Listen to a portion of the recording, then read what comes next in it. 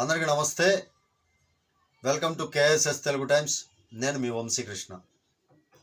AP capital Jaganmohan Reddy గారి పుణ్యమా అని ఏపీ క్యాపిటల్ పైన ప్రతి ఒక్కళ్ళు జోకులేసుకొని కామెడీగా మాట్లాడుకునేటటువంటి వ్యవహారం వెలుగులోకి వస్తూనే ఉంది.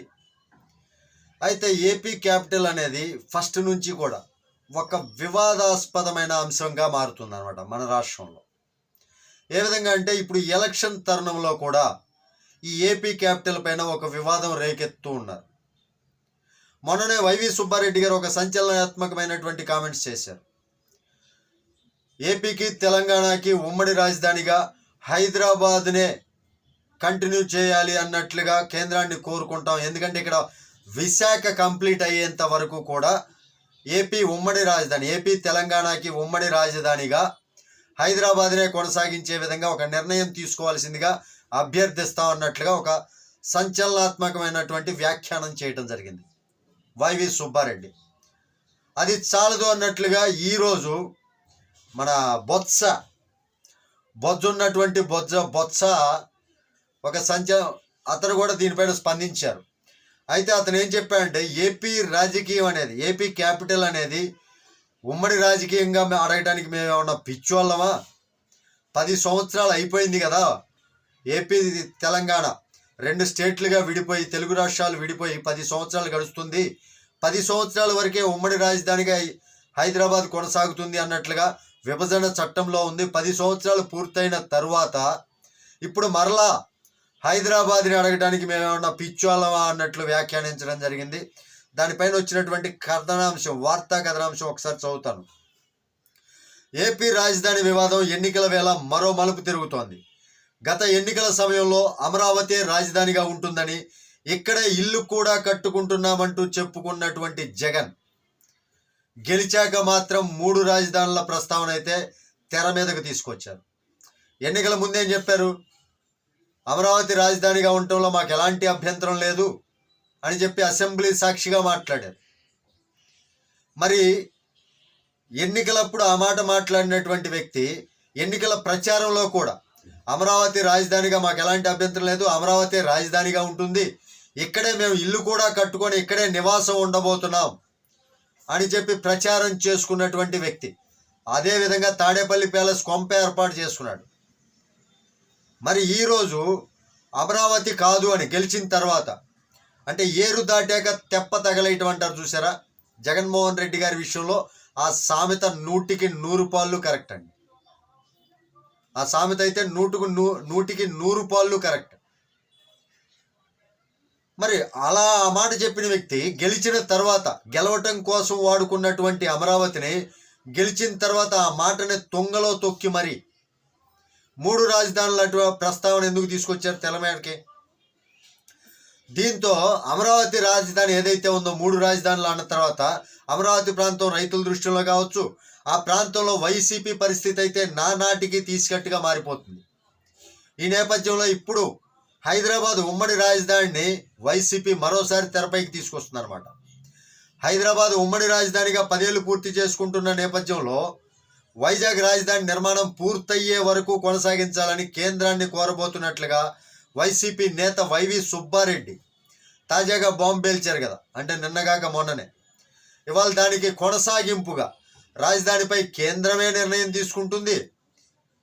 మరో హైదరాబాద్ ఏపీ తెలంగాణకు ఉమ్మడి రాజధానిగా కొనసాగింపుపై కేంద్రం నిర్ణయం తీసుకుంటుందంటూ బొత్స సత్యనారాయణ మరో బాంబు పేల్చారు. 10 సంవత్సరాలు పూర్తయిన తర్వాత మరలా కొనసాగించాలా లేనా అనేది కేంద్రం చేతుల్లోనే ఉంటుంది, అది రైటే. కానీ ఏపీకి రాజధానిని పూర్తి చేయవలసినటువంటి బాధ్యత ఎవరిపైన ఉంది? ఒక రాష్ట్ర ముఖ్యమంత్రిగా జగన్ రెడ్డి పైనే ఉంటుంది కదా.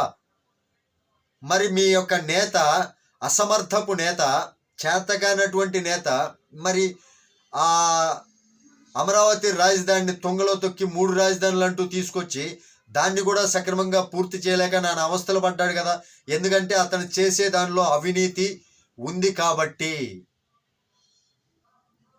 ఎందుకంటే అమరావతి రాజధానిగా ముందు ఒప్పుకొని రైతుల దగ్గర భూములు సేకరించడంలో జగన్మోహన్ రెడ్డి గారి హస్తం కూడా, అంటే హస్తం మీన్స్ జగన్మోహన్ రెడ్డి గారు కూడా ఒప్పుకున్నారు. అప్పుడు 3 లక్షల ఎకరాలు అయితే సరిపోతుంది రాజధానికి, అన్నిటికీ పర్ఫెక్ట్గా ఉంటుంది అన్నట్లుగా ఒక సంఖ్య కూడా చెప్పినటువంటి వ్యక్తి అసెంబ్లీలో. మరి ప్రతిపక్ష నేతగా తమరు కూడా ఆ బిల్లుకి తమరు కూడా ఆమోదముద్ర వేశారు కదా అమరావతి రాజధాని విషయంలో. మరి రైతుల దగ్గర భూముల సేకరణలో మీరు కూడా జోక్యం చేసుకున్నట్లే కదా. మరి ఆ రైతుల్ని ఇబ్బంది పెడుతున్నటువంటి మీరు కోర్టులో ఎదురు దెబ్బలు తింటారు. మరి విశాఖపట్నం రాజధానికి ఎలా ఒప్పుకుంటుంది కోర్టు? అమరావతి రైతులకి అన్యాయం చేసి మీ అంతటి మీరు పబ్బం గడుపుకోండి అని చెప్తుందా కోర్టు? కోర్టులో ఉన్నది దేనికి? జనాలకి మంచి చేయటం కోసమే, జనాలకి న్యాయం జరిగేలా చూసుకోవటం కోసమే కోర్టుని, ఒక న్యాయ వ్యవస్థని సృష్టించారు. అంబేద్కర్ గారు రాసినటువంటి రాజ్యాంగం అది. వీళ్ళు రకరకాల మాటలండి. పాముకి 2 నాలికలు ఉంటాయి చూసారా, అలాగా వీళ్ళకి కూడా వైసీపీ బ్యాచ్ కూడా పాములు లాంటి వాళ్ళే. 2 నాలికలు తీరనమాట వీళ్ళది. విభజన చట్టంలో అంశాలపై మాత్రమే తాము కేంద్రంపై పోరాడతామంటూ విద్యామంత్రి బొత్స సత్యనారాయణ తెలిపారు. 10 ఏళ్ళు ఉమ్మడి రాజధాని అన్నారని, అది కాస్త పూర్తయింది కాబట్టి కేంద్రమే దీనిపై నిర్ణయం తీసుకుంటుందన్నారు. వైజాగ్లో రాజధాని కడదామంటే అడుగడుగునా అడ్డుకుంటున్నారంటూ బొత్స విపక్షాలపై మండిపడ్డారు. అడ్డుకోకుండా ఎలా ఉంటారు? మరి ఆ రోజు ప్రతిపక్ష నేతగా ఉన్నప్పుడు మీరే అడ్డుకోవచ్చు కదా. మాకు అమరావతి రాజధాని ఇష్టం లేదు, మా ప్రతిపాదన ఇది, 3 రాజధానులు మా ప్రతిపాదన అని అప్పుడు చెప్పొచ్చు కదా. ఏడవలేనమ్మ డొంకట్టుగా ఏడ్చిందని ఏదో సామెత ఉంది. అలాగా వైసీపీ వాళ్ళు కూడా అంతే. మరోవైపు హైదరాబాద్ ఉమ్మడి రాజధాని కొనసాగింపు సాధ్యం కాదని బొత్స సత్యనారాయణ క్లారిటీ ఇచ్చేశాడు. ఒకవైపు సాధ్యం కాదు అని క్లారిటీ ఇస్తూనే మరోవైపు కేంద్రం నిర్ణయం తీసుకుంటుంది అంటున్నారు. అంటే ఇక్కడే వీళ్ళ యొక్క ద్వంద్వ ధోరణి ఏదైతే ఉందో, 2 రకాలైనటువంటి మాటలు, 2 రకాలైనటువంటి చేతలు, ఇలా అన్నీ కూడా ఏ విధంగా ఉన్నాయో ఈ విషయంలోనే అర్థమైపోతుంది. ఒక పక్క కేంద్రం క్లారిటీ ఇస్తుంది అంటూనే మరో పక్క హైదరాబాద్ని ఎలా కొనసాగిస్తారు అన్నట్లు మాట్లాడుతున్నాడు మళ్ళీ మంత్రి బొత్స సత్యనారాయణ. 2 నాలుకల పాములు అన్నమాట వీళ్ళు.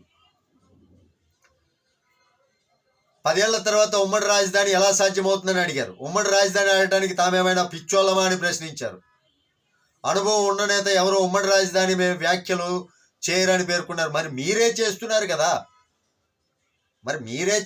కదరా స్వామి, పిచ్చోళ్ళలాగా మాట్లాడుతున్నాడు. ఈయన కూడా మంత్రి బొత్స సత్యనారాయణకి బుర్ర ఎక్కడ పెట్టుకుని తిరుగుతాడో అర్థం కాదు.